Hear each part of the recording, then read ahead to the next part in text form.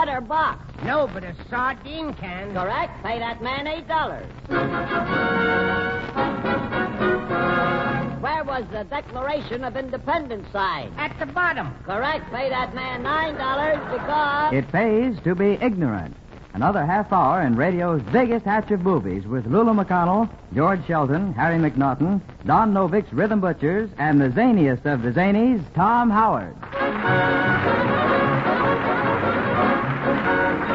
Thank you, Johnny, and good evening, ladies and gentlemen. Well, Friday means fish, so here's that fishy quiz program again with a board of experts who are so dumb they think a steam shovel is used to shovel steam. First we have the celebrated author, Mr. Harry McNaughton, who has just written a book entitled Variety in Your Diet or Everything Comes to Him Who Orders Hash. But here he is, Mr. Harry McNaughton. I have a poem, Mr. Howard. I imagine. Yes, dedicated to Miss McConnell. Oh, fine. Yes. Lulu, Lulu, will you get up? Mother, I'm not able. Lulu, Lulu, you must get up. The horse wants to use the stable. Next we have a woman who leads a very conventional life. She follows all conventions. A woman whose husband gave her girdle away in the scrap drive. Now she's suing him for non-support. Here she is, Miss Lola McConnell. Mr. Howard? Yeah? I almost had an accident last week. You had an accident almost? Me and my old man had a fight. Yeah. And he threw me out of the second-story window. Oh, my. And I landed on a pile of bricks. Oh, you landed on a pile of brick? You Yep. don't look as if you got hurt much.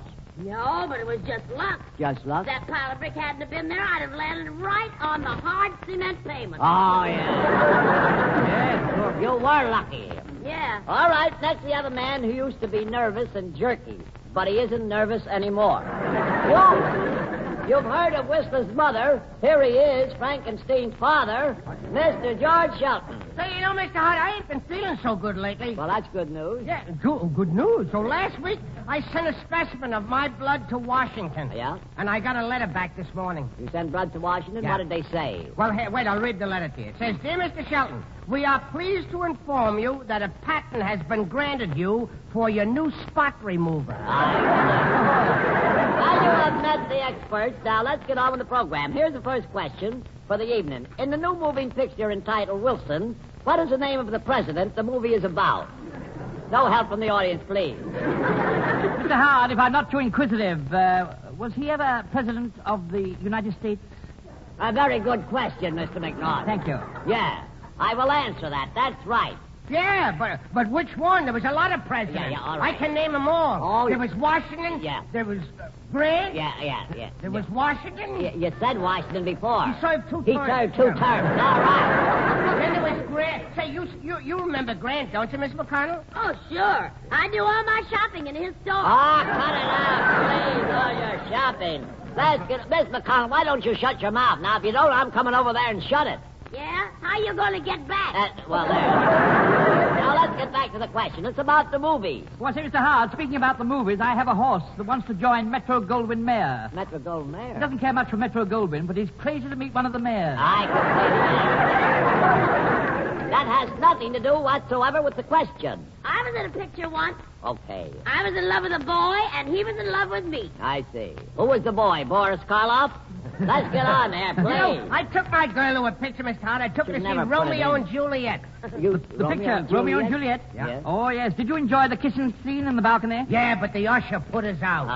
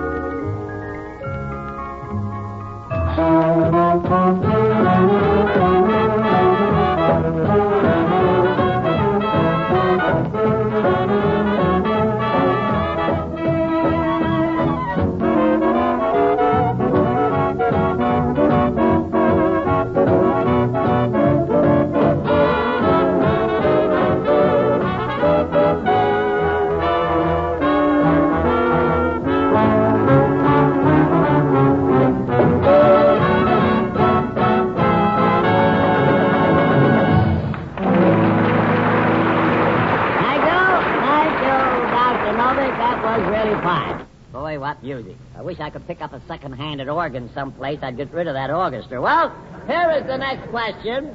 This question will require a great deal of thought, so listen very closely. Yes. Here it is. The evening before November 1st is called Halloween. Can you tell me what month this falls in? Now, concentrate. Well, Mr. Howard, I don't see anything very difficult about that question. Oh, you don't? No. Well, I'm glad to hear you say that. It's about Halloween, isn't it? That's right. See that? Nothing to it. Yeah. What's the next question? What's the next? Please, it's not that easy. You haven't answered this question. No? You told me what the question was about. I want you to tell me the correct answer. I don't like Halloween. Who cares? Last Halloween, somebody stole our gate. Yeah, did you take offense? Did you say... now, you see what you did? Did you take offense? Yeah. I don't get it. And start that again. You know, I'll never forget last Halloween. I got my nose broken. On you, it looks good. Yeah, I know. Yeah, about 2 o'clock in the morning, I called up a guy. I got him out of bed to answer the phone. Then I said, guess who? Yeah. And I hung up. Good. Are you a rat? I know, yeah. But I say, tell me, Mr. Sheldon, how did you get your nose broken? He guessed who?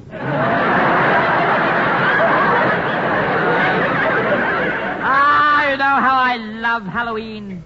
Last Halloween, I went around ringing doorbells. You did? Yes, I sold 3 full of brushes. Then I went to a Halloween party and they served hot dogs, but they didn't have any meat in them. Hot dogs without meat in them? Yes, you see, they were hollow weenies. Oh, now, stop, will you? Wait a minute. What are you laughing at? They took offense. They took offense. Worse. Look, I'm trying to get you to answer this. Let me help you out. Look, we have January, February, March, April, May, June, July, August, September. Yeah. Now, what comes after September? February, which has 28 except Milwaukee, and that's in Wisconsin. Wisconsin. Thank you. Glad to hear that.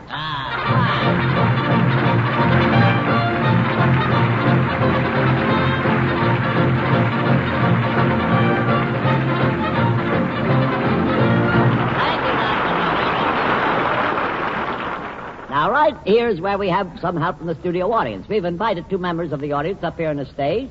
They can ask the experts a question.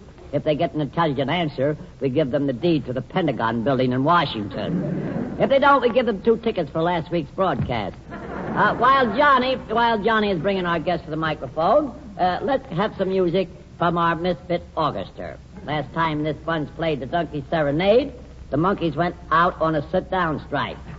Here they are. Dr. Novick and his Boilermakers playing Port and... Thank you.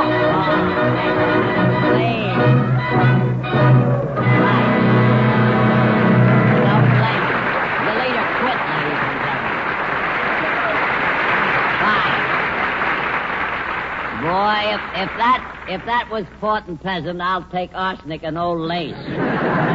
I might announce at this point, ladies and gentlemen, that Dr. Novick's orchestra can be hired out to haunt houses, scatter turkeys, and empty theaters.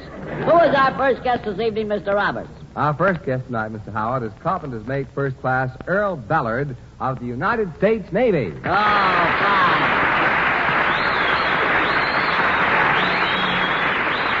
How do you do, Earl Ballard? This is indeed a pleasure, and thank you a lot for coming up.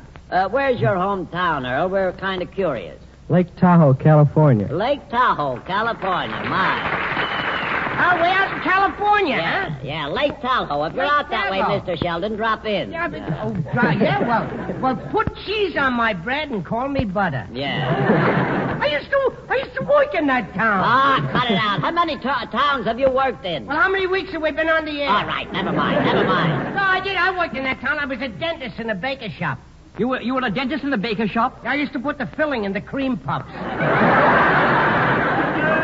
Nice soft job. Don't let him annoy you, Mr. Ballard. How long have you been in the service, sir? A little over 2 years. 2 years. Congratulations. What'd you do before you entered the service? I was a carpenter. Oh, a carpenter. Well, it's plain to see you're going to make a good sailor, or you do make a good-looking sailor, rather. Mr. Howard. Yes. I met a nice sailor on the beach last summer. Last summer. Now, he buried me in the sand. You knew what he was You doing. did, eh? What happened?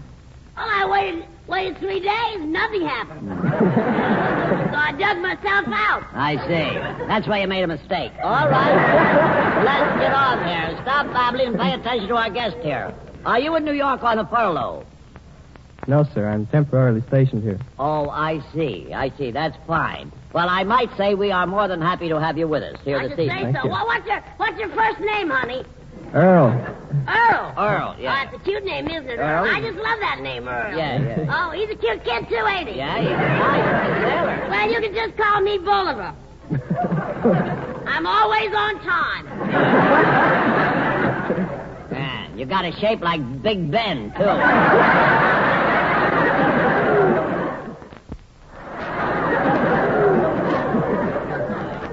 You should talk, you old worn-out pipe cleaner. Why, you're so thin when you go to a party, they use you to cut the cake with.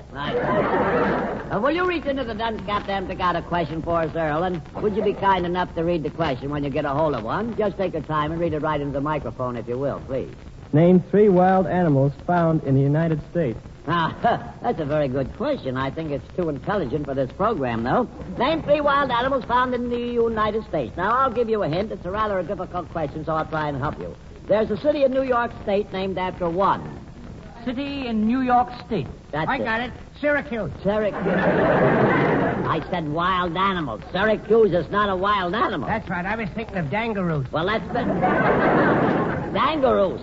A wild animal? Well, I saw one of them up at the zoo. You did really? A dangaroos? Yeah, well, there was a sign on the cage. It said, "Don't feed the animals, dangaroos." Dangaroos.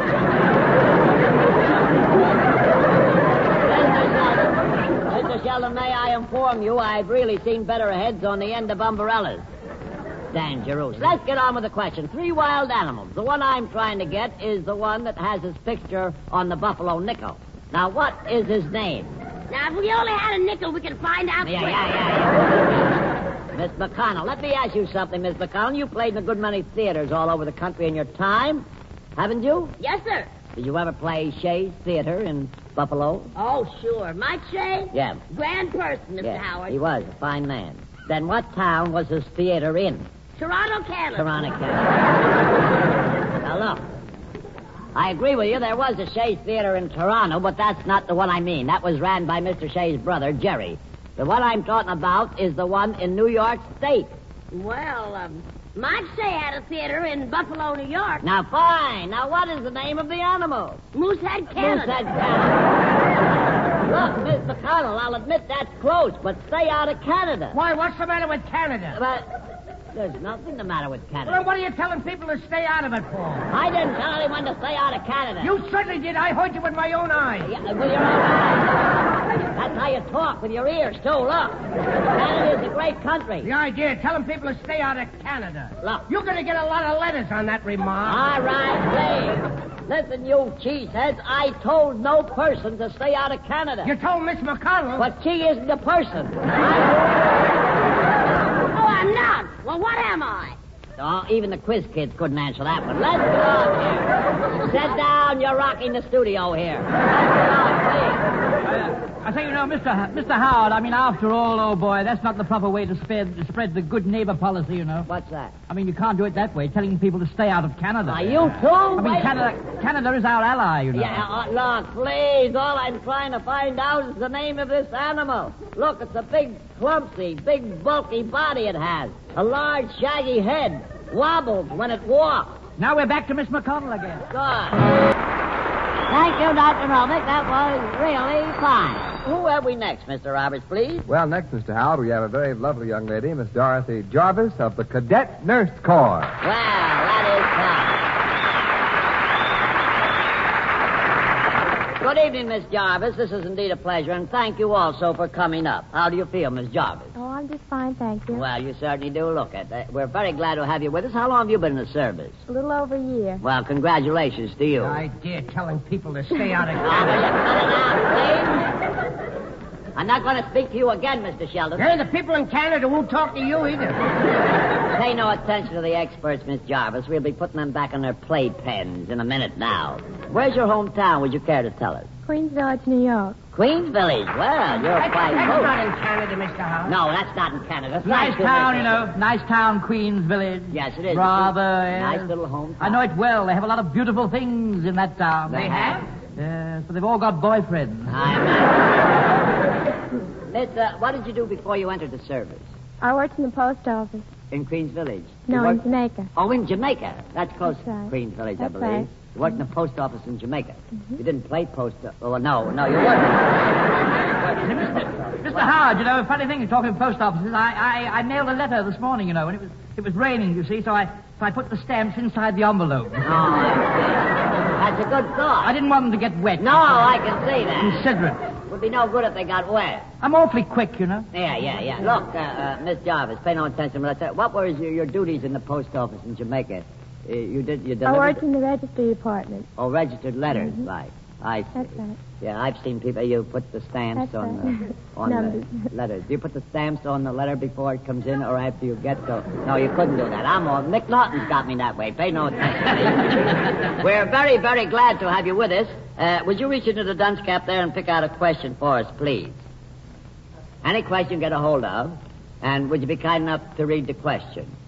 How many 2-cent stamps are there in a dozen? How many... Well, that's a good question. That's funny that you should pick a question like that being in the post office. Looks like it was a put-up job.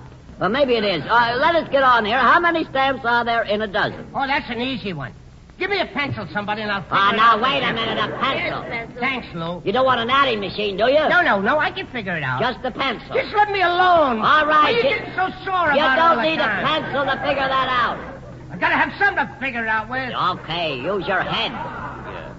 Let's get on here with a question. Miss McNaughton, can Coin you... me up. Oh, yeah. Coin me. That's a pleasure. Mr. McNaughton, can you tell us how many 2-cent stamps are there in a dozen? Rather, yes. Wholesale or retail, Mr. Howard? Look, that doesn't make a bit of difference. No? Wait a minute. Miss McConnell, are you good at arithmetic? Am I good at arithmetic? Yeah. Get him. Am I good at arithmetic? Well, are you? No. No. Mr. Howard, you know, I'm very good at arithmetic. Yes, when I went to school, I won a prize for arithmetic. The You teacher won asked- a prize for arithmetic. Oh, yes, a lovely thing. Teacher asked me how much 2 times 20 was.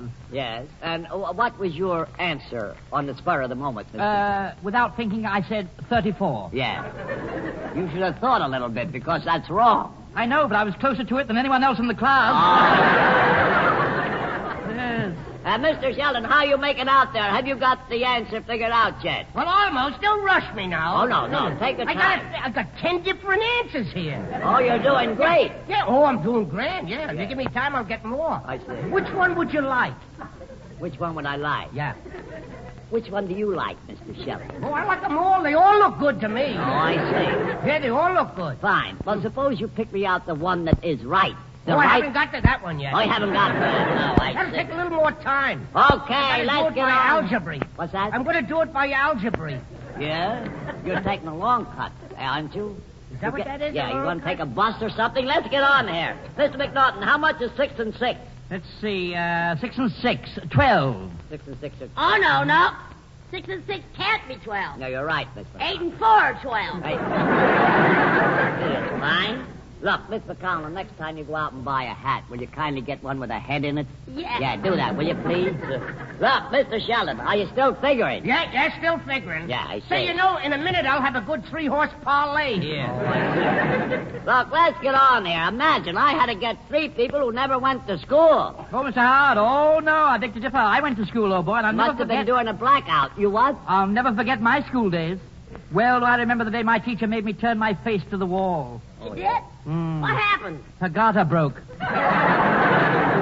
Please, Mr. McNaughton, look. Let's try and get this answer for the young lady. The young lady was kind enough to come up here. So let's try and get the answer for her question. Can't we go back to the Halloweeny? Never mind the Halloweeny. How you making out, Mr. Sheldon? I got it. Good. You mean you got the answer to the question? Yeah, Buffalo, New York. Thank you, Dr. Novik. So I'd like to remind our listeners at this point that next week we're having as our special guest Miss Shirley Booth. Yes, I know. Because next Friday I'm having Shirley Booth for dinner. You're having Shirley Booth for dinner? Uh-huh. I thought you were going to have roast beef.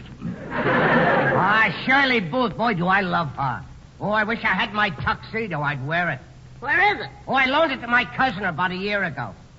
Oh, you did? Yeah. Well, why don't you try and get it back? Oh, I'm not going to dig him up just for that. You don't have... No, please. Now, folks, you know what we mean when we say...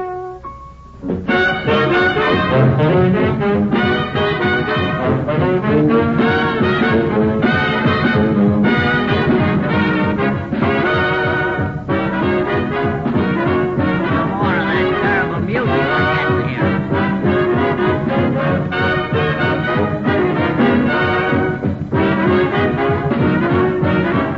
I wish our sponsor would spend a few more dollars and get a good orchestra. One day as I was walking down the avenue, I met a funny fellow with a funny Sing point it of now, view. folks. He didn't have a brain cell working in his head, but he was very happy, and this is what he said: it pays to be ignorant.